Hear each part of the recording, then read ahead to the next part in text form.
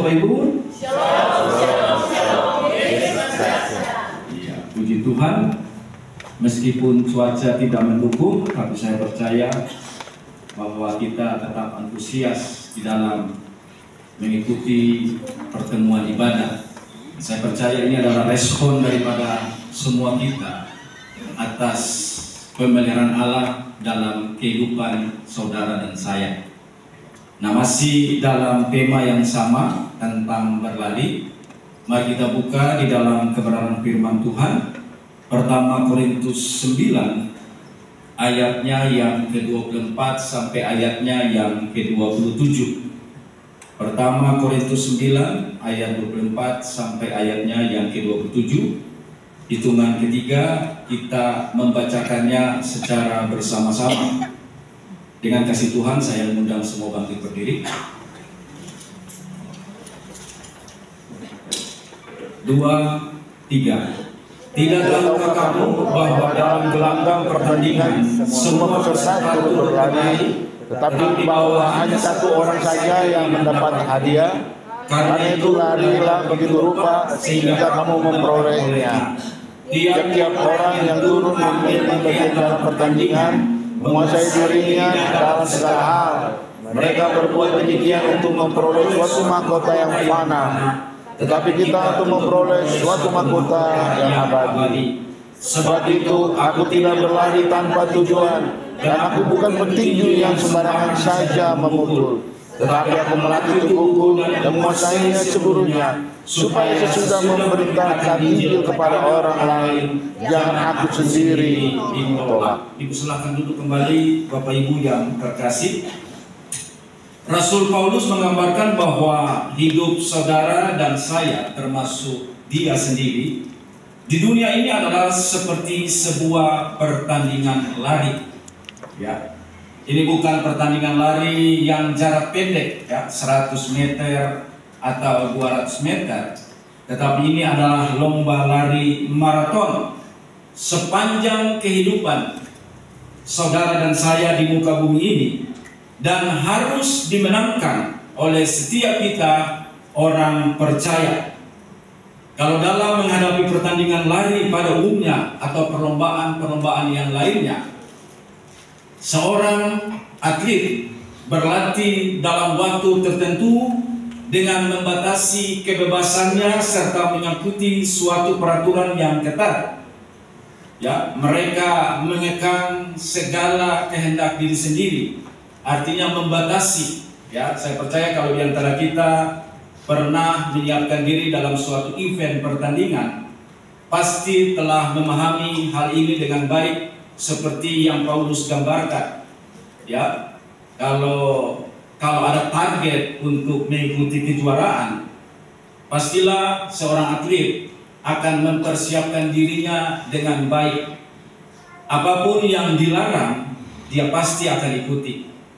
Dan apapun yang diperintahkan, dia pasti akan melakukan semaksimal mungkin, serutin mungkin, sepanjang persiapan itu sampai pada hari H pertandingan tersebut.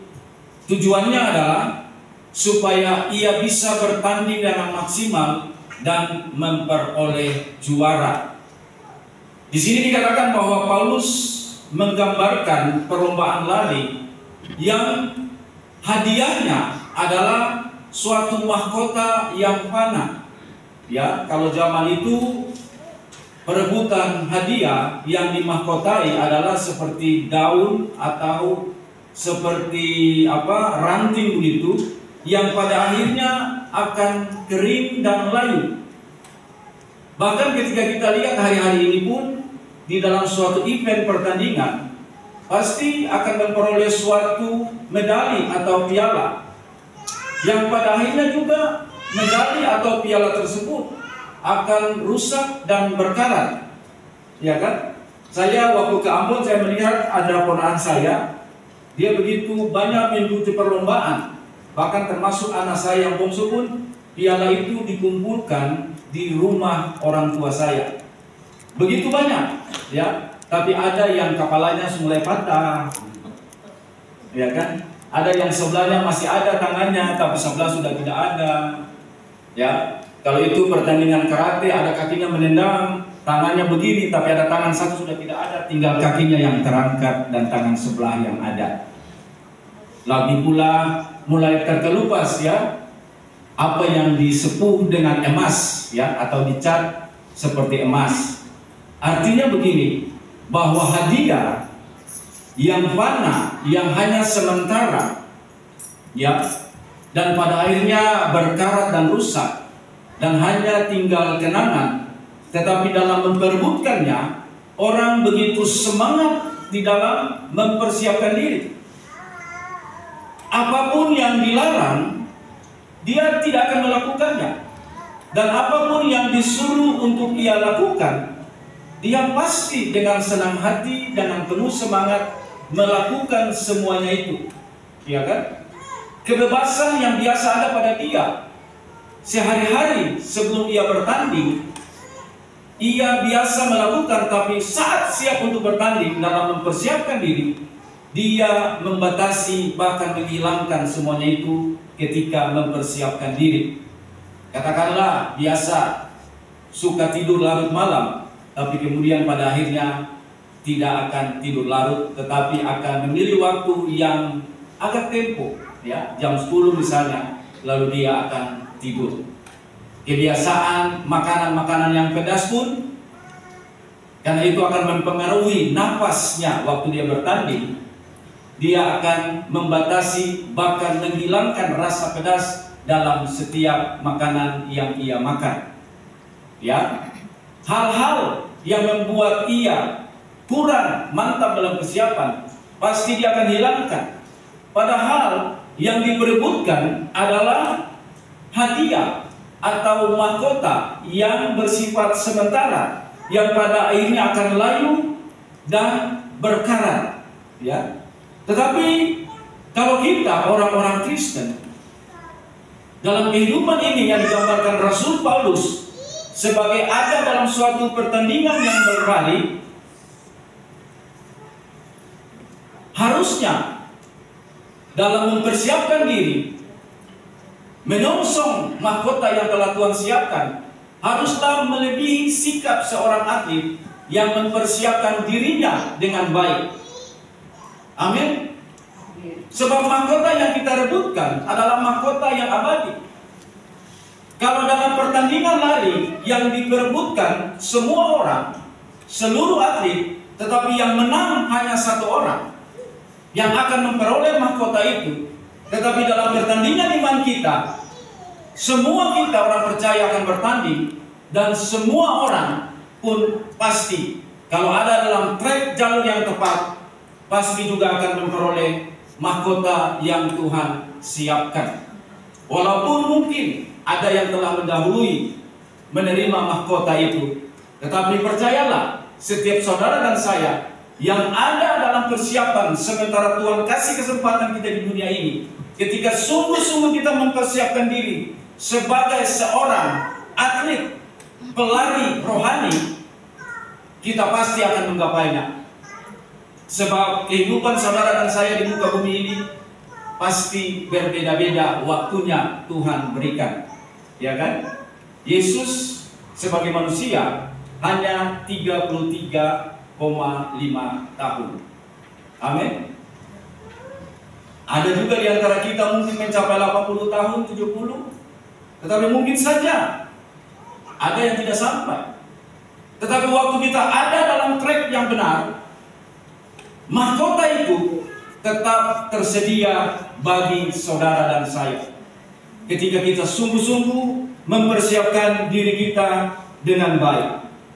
Kalau kita membaca dengan cermat bacaan kita tadi di dalam pertama Korintus 9 ayat 24 sampai ayatnya yang ke-27, ada hal yang benar-benar ditekankan dalam ayatnya yang ke-25 dan ayatnya yang ke-27, yaitu tentang penguasaan diri. Ya, saya bacakan ulang di dalam ayatnya yang ke-25. Di sana dikatakan, tiap-tiap orang yang turut mengambil bagian dalam pertandingan menguasai dirinya dalam segala hal. Mereka berbuat demikian untuk memperoleh suatu mahkota yang fana, tetapi kita untuk memperoleh suatu mahkota yang abadi. menguasai dirinya dalam segala hal, di ayatnya yang ke-25.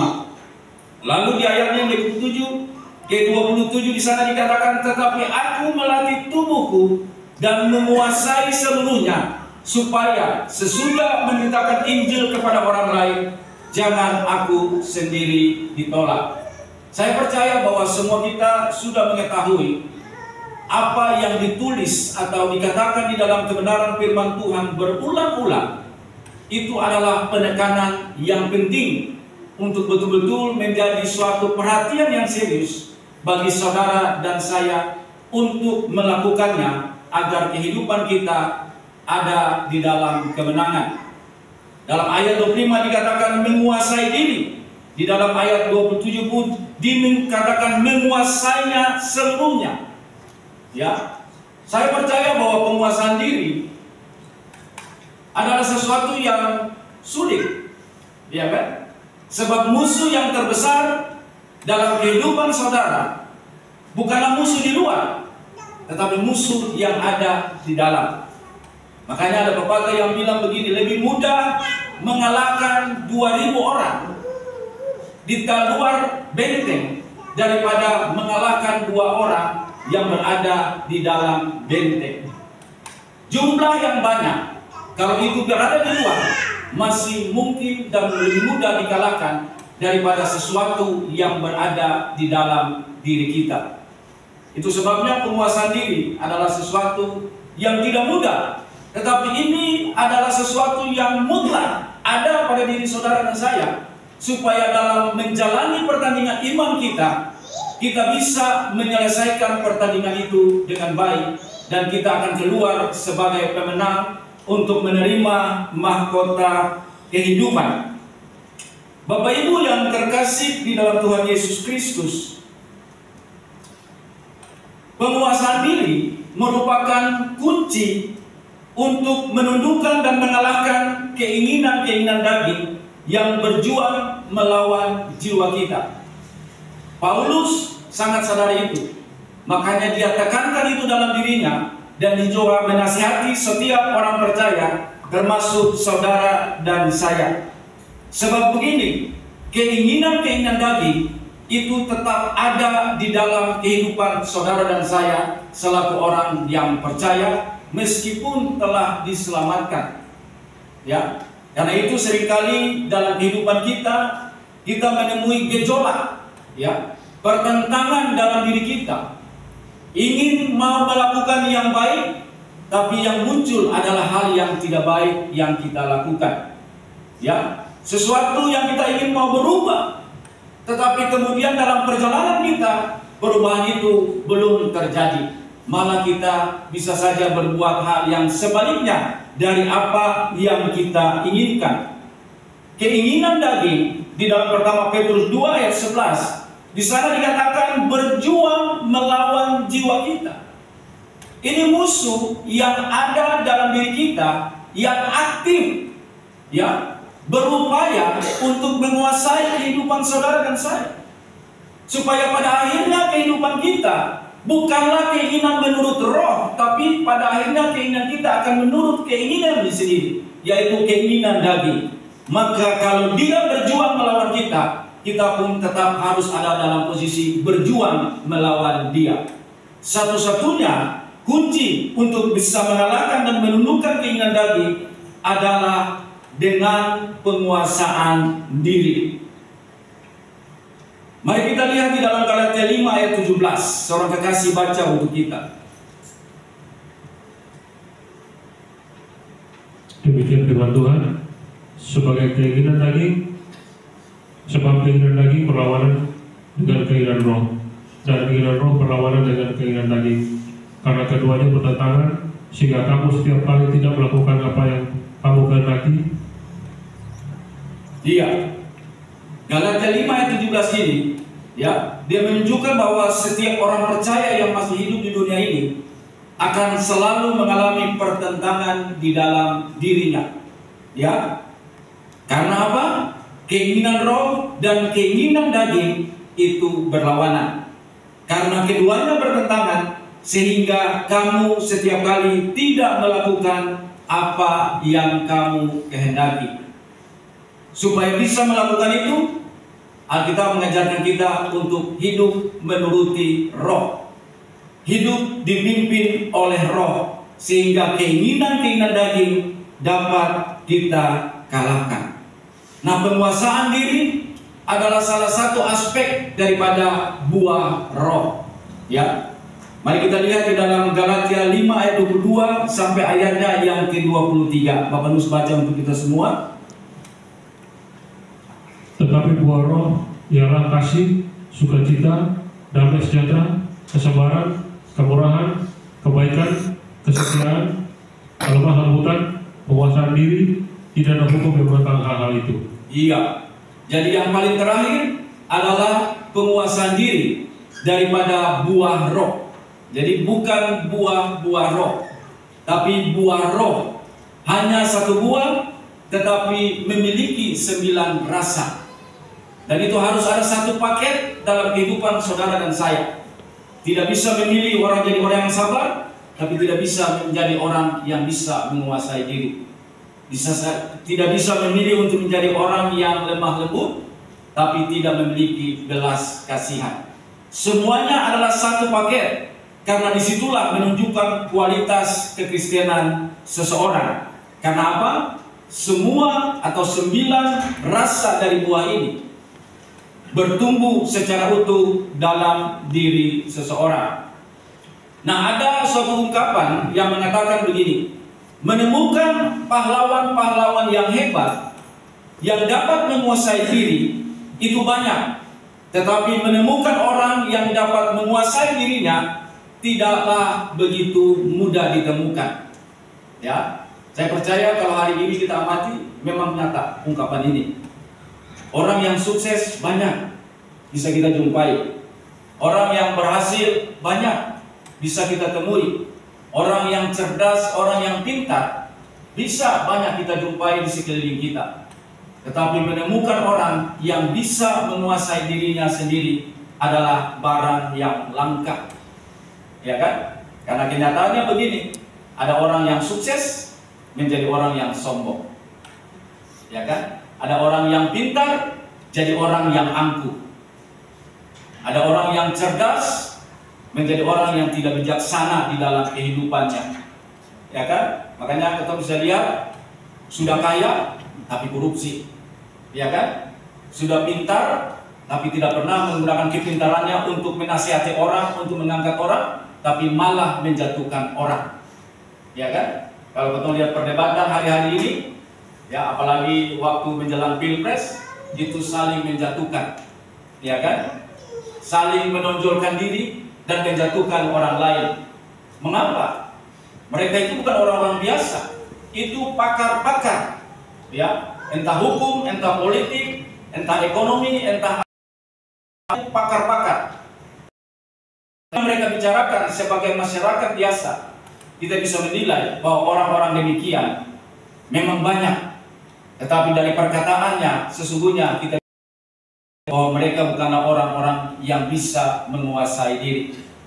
Makanya orang pintar, orang sukses, orang berhasil banyak, tapi orang yang menguasai diri itu barang yang langka dalam hidup hari-hari ini.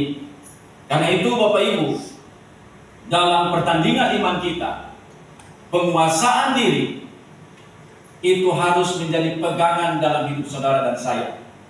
Dalam pertandingan perlombaan iman kita, supaya kita menerima mahkota yang disediakan oleh Tuhan, maka penguasaan diri adalah hal yang harus melekat di dalam kehidupan saudara dan saya, dan harus terlihat di dalam segala aspek kehidupan kita.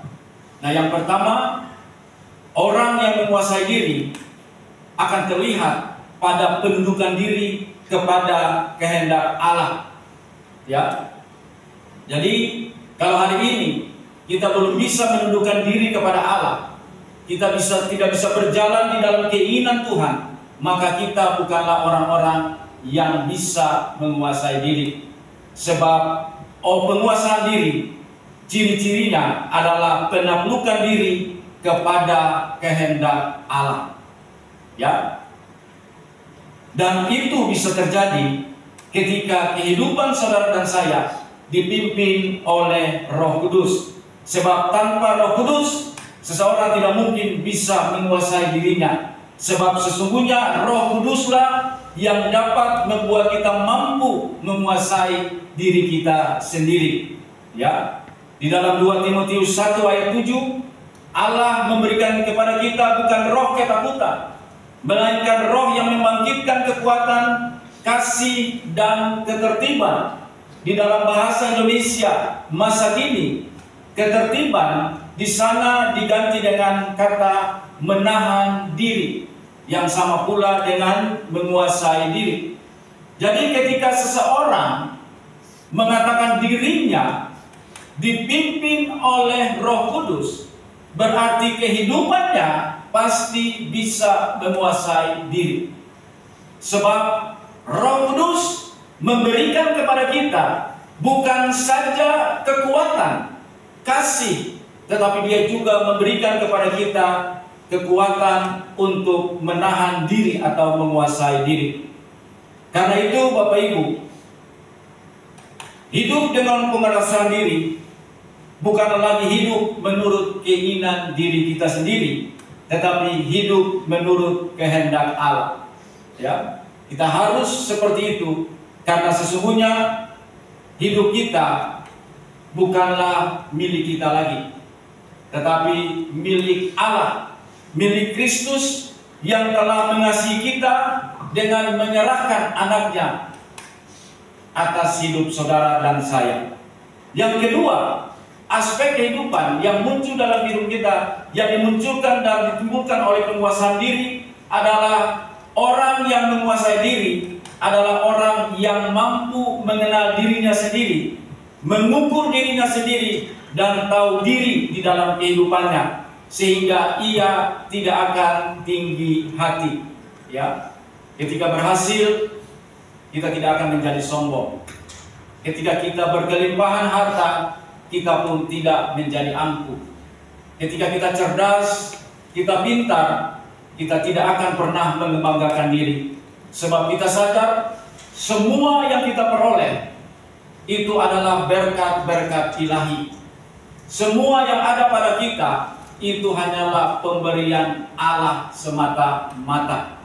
Sebab di dalam Roma 11 ayat 36 di sana dikatakan, segala sesuatu adalah dari Dia dan oleh Dia dan kepada Dia. Bagi Dialah kemuliaan sampai selama-lamanya.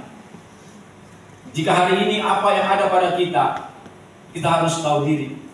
Ya, karena sebenarnya kita tidak bisa memiliki apa-apa tanpa Tuhan. Alkitab katakan, dengan telanjang aku keluar dari kandungan ibuku, dengan telanjang pula aku kembali kepadanya. Bahkan Rasul Paulus mengatakan, datang ke dunia tidak membawa apa-apa, aku kembali pun tidak membawa apa-apa. Menunjukkan bahwa hari ini apapun yang kita miliki, baik secara materi maupun secara intelektual, semuanya itu pemberian Allah.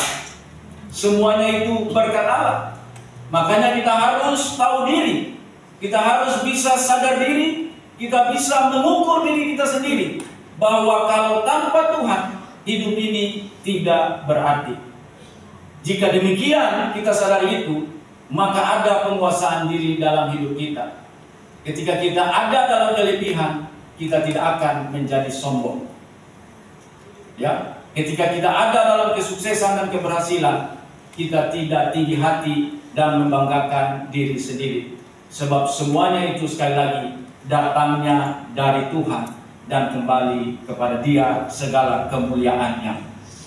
Dan yang ketiga, dalam aspek yang lain adalah orang yang menguasai diri adalah orang yang dapat mengelola diri secara benar, sehingga dapat produktif dalam kesehariannya yang berdampak bagi banyak orang. Ya, artinya begini, orang yang dapat menguasai diri adalah orang yang tahu kelebihan yang ada pada dirinya untuk melengkapi kekurangan orang lain. Ya, ini yang harus kita sadari. Ini yang ada pada kita ketika kita bisa mengatakan bahwa kita adalah orang-orang yang menguasai diri. Jadi dalam hal kekurangan orang lain, waktu kita tolong, waktu kita bantu, itu bukan untuk kemudahan. Bahwa itu karena saya. Dan itu bukan punya tujuan yang lain untuk bisa meninggikan diri ataupun mendapat upah daripada orang yang kita bantu. Tidak. Sebab sesungguhnya kita tahu bahwa kelebihan yang Tuhan kasih pada diri kita adalah untuk melengkapi orang lain yang ada di dalam kekurangan. Ya, tanpa merasa direndahkan atau dihina karena mengerjakan suatu pekerjaan untuk membantu orang lain dan tidak berharap mendapatkan upah atau sesuatu dari apa yang dikerjakan bagi mereka. Kadang-kadang dalam melakukan sesuatu kita memperhitungkan dapat apa dari sana. Ya, bisa balas apa untuk saya. Nah, orang-orang seperti ini adalah orang-orang yang tidak bisa menguasai diri karena tidak sadar bahwa segala potensi, talenta yang Tuhan berikan bagi dia, di dalam segala kelebihannya dia, tujuannya adalah membantu orang-orang yang memiliki kekurangan di dalam kehidupannya. Ya, tujuannya cuma itu. Tidak ada lebih daripada yang lain. Jika lebih daripada itu dengan maksud-maksud yang lain, maka sesungguhnya orang-orang itu adalah orang yang tidak bisa menguasai dirinya sendiri. Mari kita buka di dalam Amsal 16 ayat 32. Ya, sebab keuntungan dari penguasaan diri itu sangat banyak.